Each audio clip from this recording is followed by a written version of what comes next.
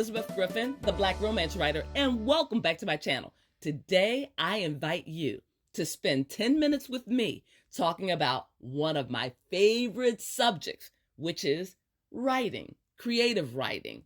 And this video is going to be dedicated to true crime discussions as well as crime drama and suspenseful thrillers. So stay tuned. Southern Fried Homicide is the name of the true crime documentary series that grabbed my attention last February.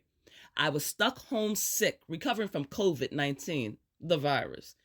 And let me tell you, I was not happy. I couldn't work, I couldn't write, and I definitely didn't want to read a book. Now, you know that is strange for me, since I love everything about books. I also didn't want to listen to audiobooks. So, what did I do? I got comfortable on my living room floor, and I grabbed the remote, and I started searching. I didn't want to watch Hulu. I didn't want to watch Netflix. I didn't know what I was interested in. So, I went to the public radio stations, and I just started scrolling and searching and looking, and then something caught my eye. The preview to Southern Fried Homicide. Yes, the title is cheesy, but this 10-part series lured me in. Southern Fried Homicide is described as murder with a side of homemade biscuits and gravy. Like I said, the title is cheesy and the description is even worse. I understand that the creators of this documentary series use this marketing technique, this strategy, in order to draw the viewing audience in and in order to keep them until the end of the series. And it definitely worked for me. I stopped searching and I began watching. So the marketing tactic did work. I was stunned and shocked and appalled at the strangulations, the stabbings, and the murders of 11 Black women in North and South Carolina by a Henry Louis Wallace. Part of what drew me in was that I don't typically see crime series or true crime stories that highlight the tragedies and the murders of Black people and Black women in particular.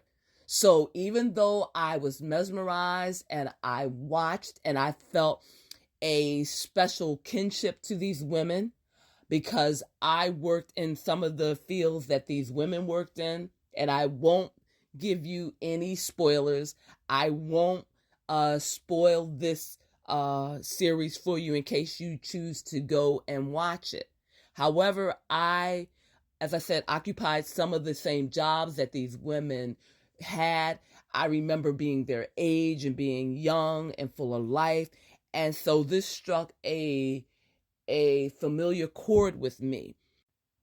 I was also fascinated with how long this murderer got away with committing these heinous crimes. But I was equally captivated by the police force and how they finally solved the crime. Which leads me back to today's video. The true crime show planted a thought in the back of my mind.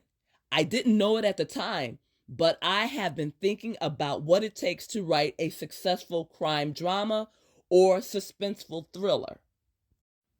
This curiosity prompted me to do a Google search to find out what does it truly take to write a crime series. And I came across Jericho Writers, and I found information that I would like to share with you. Tips for Writing Crime Fiction and Thrillers by Harry Bingham. Number 1, know the market. Read as much as you can. Read as many authors as possible. But you don't have to read all of their books, their entire catalog. Just read one and move on, because what you are learning is their style, their technique, their prose. And you want to see the varying types of writing that are out there. 2, Know the history of your genre. If you're writing crime and thriller, know the history, know the plot lines, know what has been used before so that you can be creative and innovative. Also, know that you are not limited to reading just fiction. Read relevant nonfiction. See what is being written about. See if there are any true crime books that capture your interest or touch on subject matter that you want to write about. If you're writing political espionage thrillers, for example, you need to know the political, military, and security background. If you don't, your readers will know that you are an amateur at this. Number 3, do not rely on old cliches. Cliches are overused or reused ideas and thoughts that are predictable and that are unoriginal. If you choose to write about, let's say, a serial killer or a terrorist bomber or a kidnapper, try to find a unique and original way of telling your particular story. 4, be complex. Your storyline, your plot line needs to be intricate. It needs to be well developed. You need to be able to execute twists and surprises and unexpected events or pieces of information that will just captivate your audience and keep them reading and keep them mesmerized. Number 5, stay dark. Keep your book dark and tough and gritty because you are not writing a romance novel. You are writing a crime drama or a thriller. And it's not always going to be pretty. It's not always going to be sweet. It is not always going to be palatable. Number 6, don't forget jeopardy. Crime novels are also thrillers. You need to have the mystery there, you need to have the suspense there, and you need to have those moments where the reader just doesn't know what is going to happen next to the protagonist in the story. Their life is always in jeopardy, and their health and their safety is always at stake. Number 7, concentrate on the characters. People have read many stories about serial killers and victims. However, what differentiates one story from the other is the character development. Create characters that are memorable. Create characters that have distinct differences so that once the book is over, you are still thinking about that particular character because they left an impression on you. Number 8, write well. No reader wants to pick up a bad book. No reader wants to invest their time and their money in a story that is horribly written. So be competent in your writing. You don't have to be flowery. You don't have to be poetic. Just be concise, be practical, and express exactly what is in your head.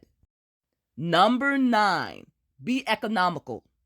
Write only what you need to write. Be concise, have your writing be tight, and eliminate unnecessary sentences, unnecessary paragraphs, unnecessary words. You, as the author of this crime drama, need to get right to the point. And number 10, be a perfectionist. According to Harry Bingham, you need to be better than good. You need to be as close to great as possible because you need to dazzle your reader. You need to create a space for you and your writing in the crime drama genre. Also, be aware that you need to be tough on yourself. You also need to be able to accept harsh criticism, constructive criticism.